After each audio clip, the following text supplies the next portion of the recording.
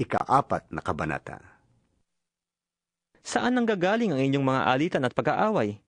Hindi ba't nagmumula yan sa masasamang na nasa inyong kalooban at naglalaban-laban? Mayroon kayong minimithi ngunit hindi ninyo makamtan, kaya't papatay kayo kung kailangan. Mapa sa inyo lamang yon. May mga bagay na gustong-gusto ninyo, ngunit hindi ninyo maangkin, kaya kayo nagkakagalit at naglalaban-laban. Hindi nyo nakakamtan ang inyong minimithi dahil hindi kayo humihingi sa Diyos. At humingi man kayo, wala rin kayo natatanggap dahil hindi tama ang inyong layunin.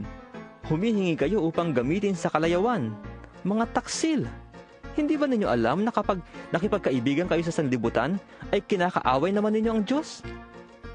Ang sino mang nagnanais na maging kaibigan ng sanlibutan, ay kaaway ng Diyos. Huwag ninyong akalaing walang kabuluhan ang sinasabi sa kasulatan. Ayaw ng Espiritong ibinigay sa atin ng Diyos na siya'y may kaagaw sa ating pag-ibig. Ngunit higit na malakas ang tulong na ibinigay niya sa atin. Kaya't sinasabi ng kasulatan, ang Diyos ay laban sa mga mapagmataas, ngunit tumutulong sa mga mapagpakumbaba.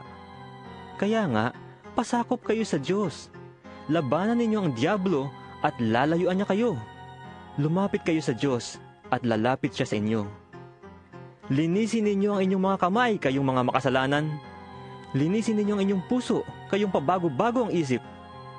Maghinagpis kayo, umiyak at tumangis. Palitan ninyo ng pagluha ang inyong tawanan at ng kalungkutan ang inyong kagalakan. Magpakababa kayo sa harapan ng Panginoon at itataas niya kayo.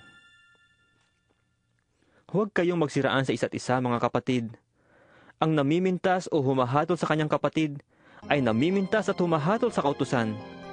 At kung hinahatulan mo ang kautusan, hindi ka na tagasunod ng kautusan, kundi isang hukom.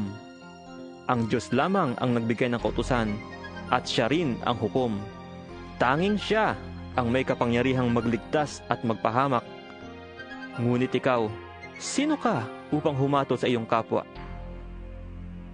Makinig kayo sa akin, kayong nagsasabi, ngayon o bukas ay pupunta kami sa ganito at ganoong bayan, at isang taon kaming titigil doon, mangangalakal kami at kikita ng malaki.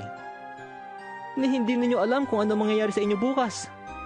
Ang buhay ninyo ay parang usok lamang, sandaling lumilitaw at agad nawawala. Sa halip ay sabihin ninyo, kung loloobin ng Panginoon at nabubuhay pa kami, gagawin namin ito o iyon. Ngunit kayo'y nagmamalaki at nagyayabang, at yan ay masama. Ang nakakaalam ng mabuti na dapat niyang gawin, ngunit hindi yun ginagawa, ay nagkakasala.